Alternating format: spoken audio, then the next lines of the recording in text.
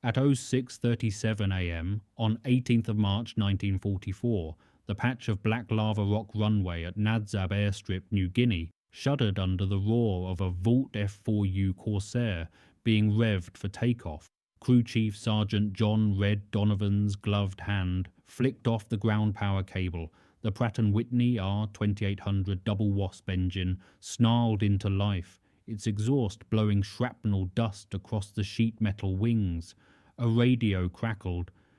VMF 214, stand by for strike support. Tango Zulu, your tanker clean in 5. In the cockpit, Lieutenant Pete Harrison slammed his 650 caliber gun selector to on. But Donovan, crouched beneath that wing, ran one last check. Gun harmonization marks wobbled. The outer wing ammo chute had a kink. Last night he'd stayed up until 0200, jury-rigging a modified bracket to pull the guns inward, so the convergence point would be tighter. The intelligence log he'd read said Japanese ground crew losses in the Solomons ran as high as 20 per minute when Corsairs struck. If only his adjustment held. He exhaled in the humid air, sweat trickling under his helmet strap. Then Harrison taxied. The prop wash kicked up volcanic grit. The takeoff roll thundered, and the change Donovan made wasn't yet known to the pilot or platoon. It would transform everything. The warplane lifted into the murky dawn, and below, unseen, a Japanese convoy steamed toward its doom. By 07:12 am on that March morning, the early light cut long shadows across the revetments at Tomahawk Ridge airstrip near Cape Gloucester. The temperature had dropped to a rare 70 degrees in this tropical theatre, and Sergeant Donovan huffed the morning chill as he climbed into the wing route service bay of Corsair Buno, 11024. The aircraft belonged to Marine Fighting Squadron 214, the Black Sheep, and its 6 Browning M2.50 caliber guns waited for his inspection. He thumbed the ammo feed belts, 375 rounds for each gun, about 20 seconds of fire at full automatic rate. The math was simple, but unforgiving. Across the apron, Corporal Skip O'Leary wiped down a wingtip tank with shaking hands. Skip had arrived only days before, his transfer papers still crisp in the squadron office. He'd seen the casualty lists from the 30 June New Georgia landings, where Marine aviation had stretched thin under Japanese pressure. The losses haunted the new arrivals. Every engine cough felt like a premonition. Donovan's goal was singular: ensure this Corsair would perform flawlessly when the call came. Maintenance in jungle conditions was rarely perfect. Monsoonal rains had leaked into a wing bay the previous week, and a flight of 4 Wildcats had lost 2 planes to engine failure before they'd even cleared the tree line. The sound of a nearby startup, a Wildcat's radial cough, brought Donovan's attention back. He scanned the logbook notation. 46 sorties flown by VMF 214 this week. 3 aborted for weapons misfire. He tapped the handwritten note clipped inside. Adjust gun convergence inward. Field mod. 214M MAR 44. The smell of hydraulic fluid and warmed-up engine heat filled the bay. The guns were lined up visually, but the bracket he'd fitted the night before pulled the alignment slightly tighter. Standard convergence was set at 500 to 1,000 feet. His modification brought it down to approximately 300 feet. British harmonization practice during the Battle of Britain had shown that shorter convergence distances increased strafing effectiveness, concentrating fire into a tighter kill zone. Skip came over, his face uncertain in the dawn light. "You sure it'll hold?" Donovan didn't answer immediately. He closed the access panel, double-checked the fasteners, and wiped his hands on an oil-stained rag. The air raid siren didn't sound yet, but in this place the enemy was always watching. Donovan ran his fingers over the fuselage rivets, feeling tension roll through his shoulders. Then the call came over the loudspeaker. "Black Sheep, Scramble in 10. He sprinted across the apron and watched the Corsair's canopy slide back. Lieutenant Harrison climbed in, his flight suit already dark with sweat. The engine hit full throttle, and dust flew in choking waves. The knee-deep grit shivered beneath Donovan's boots as the plane began to roll. He exhaled slowly, watching the tail lift and the wheels leave the ground. The countdown had begun. The adjustment bracket Donovan installed would shift the entire squadron's strafing convergence by dozens of feet, a tiny mechanical change with consequences no one could yet measure. At 07:45 a.m., Donovan sat in the command post tent beside a portable SCR-602 radar display and a Morse-keyed radio set. The tent smelled of canvas and cigarette smoke. He listened as VMF 214's flight of 8 Corsairs climbed out over the Bismarck Sea, 20 miles off Cape Gloucester. The mission was clear: interdiction of Japanese supply barges moving between targeted islands. The operations log recorded at 07:42. Flight Alpha altitude, 12,000 FT, vectored TO.5 to target grid NG45. Donovan's heart thumped as he watched the radar dot move rapidly southwest. Rain squalls were forming ahead, their signatures blooming on the scope. He relayed the message. Flight Alpha, keep heading 240 degree. Stay below cloud base until target visual. The static crackled in his earplug, and he adjusted the frequency dial with careful precision. The roar of Corsairs overhead had faded, replaced by the hum of the generator outside and the distant rush of waves. The four-blade propellers were now slicing through blue sky miles away, invisible to him but vivid in his mind. The pilot in Buno 11-Toto-24 radioed, "Lead, this is Black Sheep 2-4, guns live." Donovan shifted in his seat, wiping sweat from his forehead. A minute later. Splash track 603. The pilot's voice cut off mid-transmission. The sky contracted in Donovan's imagination. Thin, white-capped waves beneath, the salt wind cutting across metal.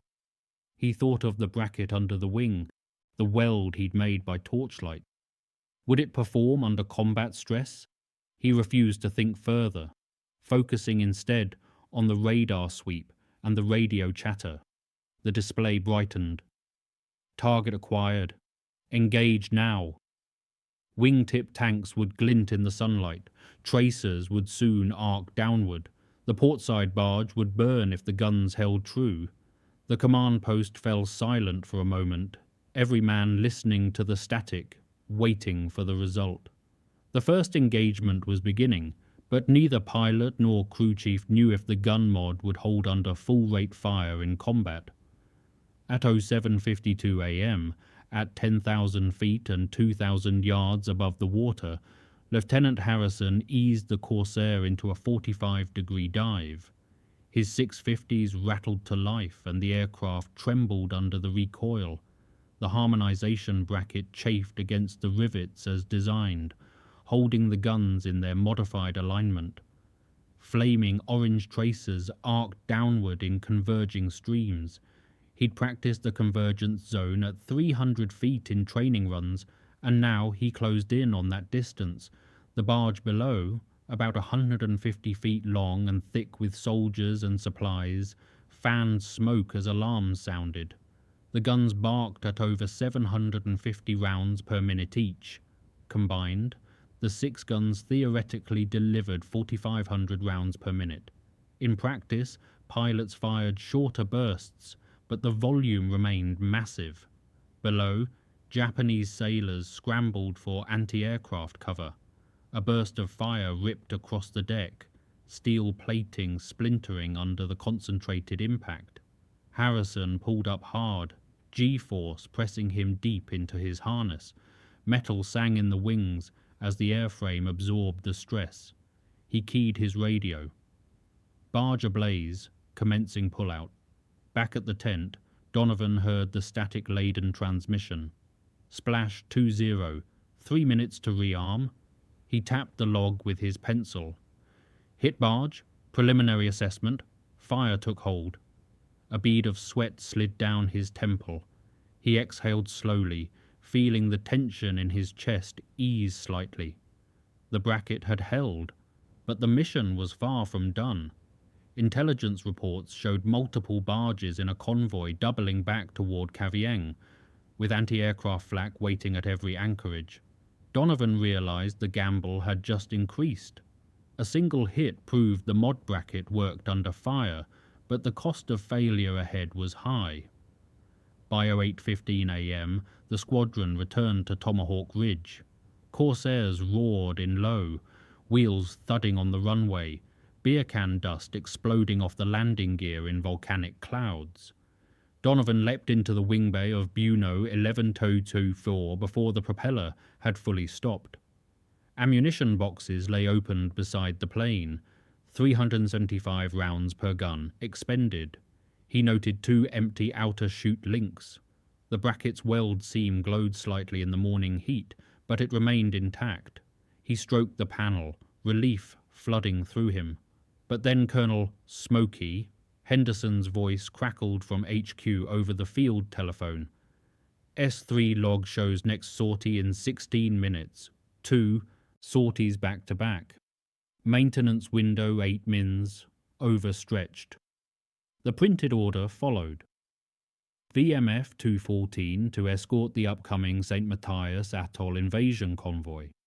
The Japanese supply line had to be cut, and marine aviation in the Western Pacific had logistics stretched beyond normal limits by early 1944.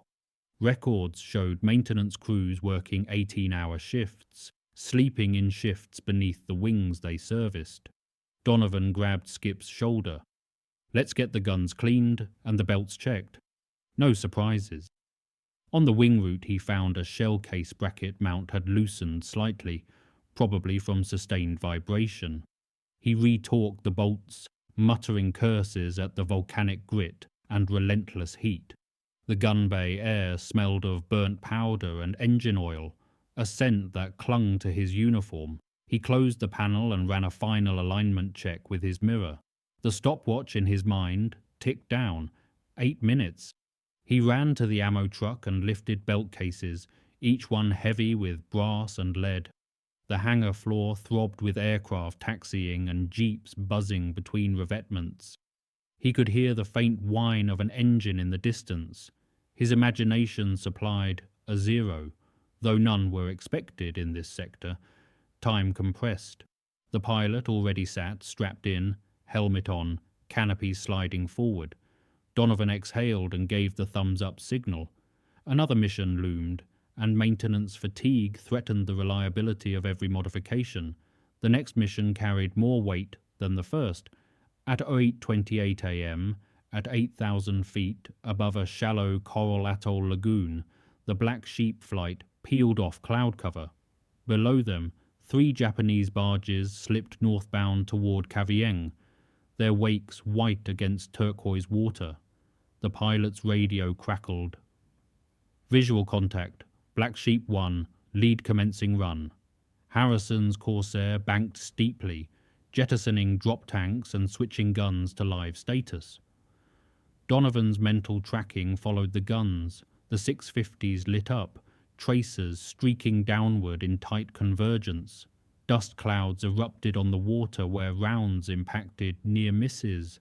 The bracket held, and the bullets converged tighter than standard doctrine prescribed. The first barge listed immediately, flames licking midship where fuel stores ignited. The second dove, under covering fire from a destroyer escort, but the third caught a full broadside strafing run. Harrison's modified gun convergence cut bow-to-stern corridors of fire. Soldiers ran for cover. Ammunition crates erupted in secondary explosions. The water bubbled where hull leaks appeared. At the ground station, Donovan's radar log blinked. "Contact B-23 destroyed." He keyed the radio. "Hit confirmed. 1 down." But the destroyer's anti-aircraft batteries began firing, repelling what they perceived as a sustained air threat. Harrison took heavier flak than expected from enemy flagships camouflaged among the reef outcroppings. He wrenched the stick hard right and pulled away, feeling small caliber hits pepper the wing. Donovan leaned forward in the service bay later, inspecting the damage after landing. His bracket had to sustain not just normal fire, but the structural shock of sustained combat maneuvering. He glanced at the next mission sheet taped to the maintenance board. Return in 25 mins for another pass. The mod bracket had exceeded its first real test, but the cost of the next pass could break it, or break the pilot. By 09:05 a.m., Harrison's Corsair landed with wing flames still flickering from a fuel seep. The canopy slid back to reveal the pilot's sweat-soaked face, streaked with smoke residue. Donovan was ready with tools in hand, moving before the wheels had fully stopped rolling. He inspected the wing root assembly. 2 bullet splatter marks scarred the aluminum, and a small dent marred the bracket's weld fillet. The visual alignment check showed the guns still correctly positioned.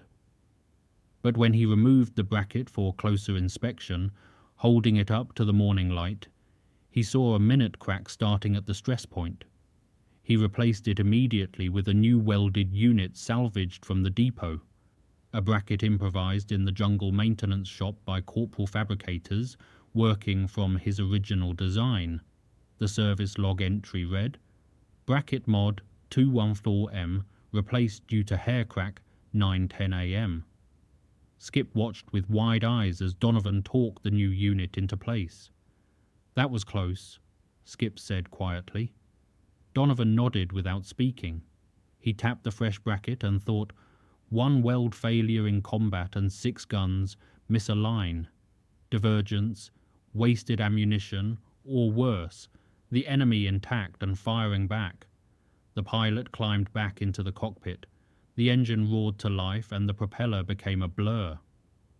Takeoff time, 09:17 a.m.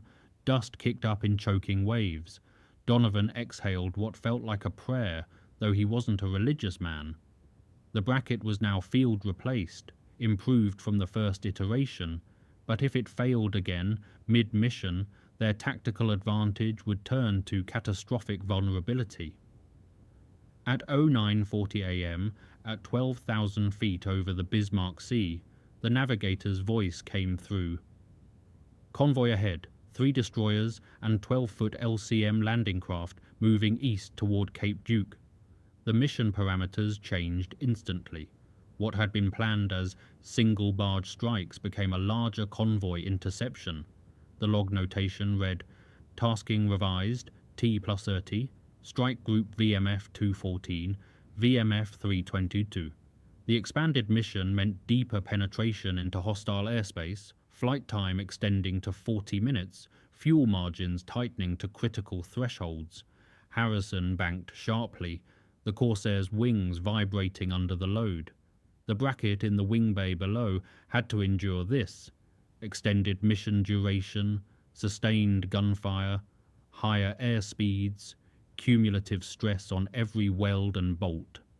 He throttled forward and dove toward the wave-cresting water below. The destroyers spotted the incoming aircraft on air search radar and turned bow on toward them, anti-aircraft fire, opening up in black puffs. The Corsair's 650s spat flame, hitting 1 LCM squarely. Flames consumed its steel ribs within seconds. The destroyers raised 40mm Simsa and 20mm guns in response, and tracers sprayed upward in deadly arcs. Donovan watched the return beacon ping on his radar scope back at base. They'd diverted off the original axis by 15 degrees to avoid flak concentrations, fuel burn climbing higher than planned. He jotted a quick note. Fuel remaining 90 mins nominal, but the time in the target zone had already exceeded projections by 6 minutes. He keyed the radio. "Lead, you are pushing fuel margins. RTB when able." The reply crackled back through static. "Roger that, returning in 2. As the lead aircraft pulled away from the convoy, the bracket's crack risk lingered in Donovan's thoughts. Mission complexity had increased dramatically, and with it, both mechanical risk and human cost multiplied. At 10:03 a.m., on the return leg, Harrison's Corsair banked into a steep climb to avoid concentrated anti-aircraft fire. The wings loaded heavy under G-forces. The 650s were silent now, ammunition expended, but the aircraft continued dancing through flak bursts. One shell fragment tore through the wing root fairing. A small fuel seep began immediately, visible as a fine mist in the slipstream. In the rear service bay back at base, Donovan monitored telemetry from the ground crew instrument panel. Hydraulic pressure showed a slight dip. Fuel balance indicated asymmetry. He keyed the radio. 1-4, this is ground. Confirm damage status. You are cleared to land. The pilot acknowledged, but diverted to the emergency strip instead of the primary runway, a decision that spoke volumes about the aircraft's condition. At low level, the sound of rushing wind filled the cockpit, and the engine screamed at high RPM. The bracket under the wing continued to hold, but with the wing root crack and accumulated stress, operational margins had narrowed dangerously. The pilot expended his remaining ammunition, strafing a flagship off-axis, disrupting its anti-aircraft fire at the cost of extra fuel burn. At the landing strip, sheet metal planking and compacted coral of an island airbase, the wheels touched down hard. The plane coasted to a stop in a swirling dust cloud. The pilot climbed out, his flight suit caked with grime and hydraulic fluid. Donovan checked the wing root weld immediately. Still intact, but the base plate bolts had shifted micromillimeters from their original positions. He logged the finding. Post-sortie inspection, one bolt loosened, bracket acceptable but monitor closely. He sprayed thread sealant and hand-tightened the hardware again, knowing it was a temporary fix. He exhaled heavily, fatigue settling into his bones. Skip asked the question both men were thinking. Do you think it'll last? Donovan studied the bracket under the harsh sunlight, tracing the weld line with his eyes. It better, he said quietly. It has, too. They had made it back, but only just. The mechanical margin was thinning with each sortie. The next flight might be the ultimate test of failure. By 05:58 a.m. on 19th of March 1944, grey dawnlight filtered across the flight line at Nadzab. The hush of engines warming filled the air, and the smell of aviation gasoline hung thick and humid. A map overlay in the operations tent showed the enemy convoy's projected course toward Etape. The directive was unambiguous. Destroy enemy reinforcement barges, interdiction priority highest. The squadron logbook showed VMF 214 had flown 68 counted sorties this week, the highest operational tempo in the wing. Donovan's body ached from exhaustion. He'd slept perhaps 3 hours after the previous day's missions, but his hands remained steady. The bracket modification was now officially adopted for squadron-wide use, documented in a maintenance directive, scribbled on the operations whiteboard. Harrison strapped into his cockpit for another dawn patrol. Donovan slid into the wing bay one last time before launch. He inspected the alignment mirror, confirming all 6 guns still matched their convergence marks. He placed his hand on the bracket weld line, feeling the residual tension in the metal. He glanced at his own reflection in the polished wing root. Fatigue showed clearly in his eyes, dark circles and weathered skin. He exhaled a slow breath as the engine roared to life. The Corsairs taxied away in sequence, their exhausts leaving wavering heat trails in the cool morning air. Donovan raised his binoculars and watched 8 birds lift off, heading into the silence of the pre-dawn sky. He heard the thunder reverberate across coconut palms and the coral-bitten wilderness beyond the airstrip perimeter. He keyed the radio one final time. Flight Alpha, you are cleared. Go time 0602. The modification was now institutional policy. If it worked as intended, Its effect would ripple through tactical doctrine. If it failed catastrophically, the cost would multiply across every aircraft in the wing. At 06:30 am, over the Coral Sea at 14,000 feet altitude, Harrison's flight dove through pink dawn clouds. They spotted the Japanese convoy below, 3 destroyers, 5 transport barges, 2 escort PT boats, and a kamikaze-style launch boat running ahead as scout. Harrison rolled inverted and committed to the dive attack. The 650s hammered in unison. The convergence point set at 300 feet meant the streams of fire overlapped precisely on each barge's bridge, structure and deck stores. One barge exploded into a sheet of flame almost instantly, ammunition cooking off in brilliant flashes. Others listed heavily as concentrated fire punched through their hulls. Tracers carved luminous arcs through the tropical dawn. The defining technical moment, the bracket modification, allowed the 6 guns to overlap fire exactly at the kill zone rather than diffuse across a 600-foot spread. Harmonization theory confirmed that tighter convergence meant exponentially greater fire density. Anti-aircraft shells screamed overhead in response. One 20mm round hit the Corsair's wingtip tank directly. Fuel sprayed in a fine mist, instantly evaporating in the slipstream. Harrison throttled back and flicked the wing fuel cut-off valve. He pulled up sharply, feeling the bracket hold under extreme G-loading, the guns remaining precisely aligned. The aircraft limped through another strafing run, hitting an escort craft amidships, then turned for home with fuel streaming. At the ground station, Donovan punched numbers into the operations tally. 8 enemy contacts destroyed, 2 assessed as probable kills. The log entry would later read, Mod 214M effect, estimated 20 enemy casualties per minute of strafing versus baseline 8 to 10. His heart thudded as he wrote the numbers. Others around him stared at the figures, recognizing their significance. But then alarm bells. One of the returning Corsairs, Buno 11 TOW 47, did not respond to radio calls. Silence on the frequency. Donovan's face paled. He keyed the transmitter. Flight Alpha, you are clear to RTB. All aircraft acknowledge. Only static answered. The bracket and its tactics were delivering outsized combat results, but one bird was down and the cost of innovation loomed darkly. At 07:04 am, the emergency strip at Nadzab received an aircraft in distress. The ground team heard the distant crack of landing gear slamming down out of sequence. They watched the pilot climb from Buno 11 12 47's canopy, his face ashen beneath the grime. The starboard wingtip was missing entirely, torn away by flak.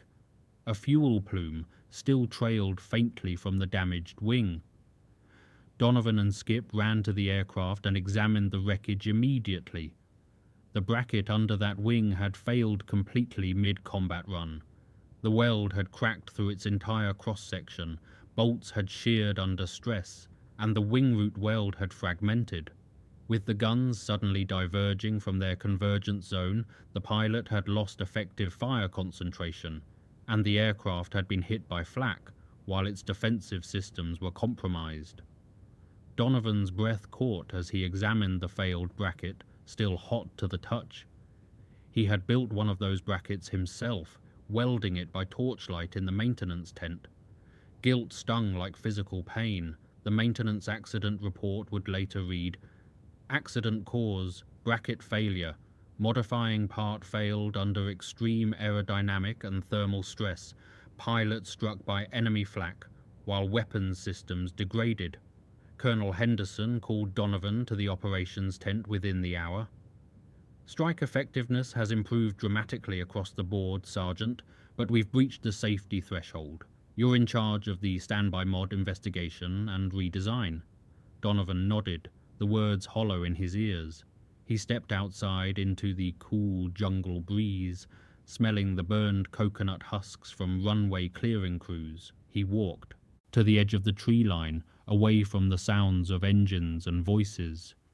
He realized with crushing clarity, the breakthrough innovation worked brilliantly when it held, but it wasn't infallible. The modification had to evolve, or it would become a liability rather than an advantage. In the report log later, it would read as mechanical failure. In the maintenance bay, it was silence and second-guessing. By 08:45 a.m., with the equatorial heat rising steadily, Donovan sat on an ammunition crate wiping grime from his face. He reviewed the daily sortie log laid out before him. VMF 214 had flown 12 missions in the previous 24 hours. 34 enemy craft had been destroyed or damaged. 2 pilots had been lost, one directly attributable to bracket failure. The strike effectiveness statistic glowed on the page. Strafing efficiency doubled from previous week baseline. Yet the cost, the irrevocable human cost, weighed heavily. He looked at the black and white schematic photo taped to his toolbox, the bracket design, annotated Mod 214M in his own handwriting. Skip joined him on an adjacent crate, neither man speaking for a long moment. "You okay, Sarge?" Donovan nodded slowly, not meeting the younger man's eyes. "Yeah, just thinking." He thought of the pilot who had landed with catastrophic wing damage, the weld that had failed at the worst possible moment, the 2 planes that hadn't returned. He thought of the men on those barges. Lives ended within seconds of his bracket's successful application. He felt the full strain of moral weight settle across his shoulders, but he also felt a complex pride. His mechanical alteration had helped cut a critical enemy supply route, providing relief to Allied ground troops moving inland and creating logistical bottlenecks in Japanese reinforcement efforts. The official Marine Corps history of aviation operations in the Pacific Theater would later emphasize how field innovations and improvisation were essential elements in the success of the island-hopping campaign. Donovan's bracket would appear in a footnote, technical specifications preserved in maintenance archives. Donovan closed his notebook and rose stiffly. He walked to the edge of the airstrip where fresh Corsairs were lined up, glossy wings reflecting morning light, machine guns primed and loaded. The sky stretched calm and blue. The distant thunder of waves on reef provided constant background rhythm. He reached out and touched a wingtip, the metal warm under his palm. "Let's make sure you hold," he whispered. The mechanical victory stood documented and verified, but the emotional and ethical aftermath remained deeply complex. Later that evening, as a reddish sunset painted the volcanic ridge in amber light, Donovan sat alone on his maintenance crate reading a declassified memo from Headquarters Marine Corps. The document read, "Field modification 214M to be adopted wing-wide pending structural validation testing. Note weld connection fatigue failure. Risk under burst fire exceeding 6 seconds duration at altitudes above 12,000 feet. He exhaled slowly, processing the implications. The memo effectively tied his bracket and its subsequent derivative designs to a doctrinal change in marine aviation tactics. His small field-expedient weld had rewritten squadron-level engagement procedures. He thought back to that first moment in the dive, the 6 guns ripping into the barge, the bracket holding under stress, the concentrated fire achieving what dispersed fire could not. He remembered the pilot's relieved grin after that first successful landing. He remembered each maintenance log update documenting performance. He remembered the bracket crack that had nearly cost a pilot his life, and the one that actually had. All of it was forged together now, success and failure, innovation and consequence, welded as permanently as the bracket itself. In the hush before the next day's missions, he looked up at the emerging stars. He thought of the men who would fly tomorrow, the aircraft he would service before dawn, the equipment he would check and double-check. He thought of the bracket, small, field-fabricated, profoundly human in its imperfection, and how it had changed the tactical calculus of aerial interdiction in the South Pacific. The after-action report's final archival quote echoed in his mind, a line he would read weeks later when the documents were compiled.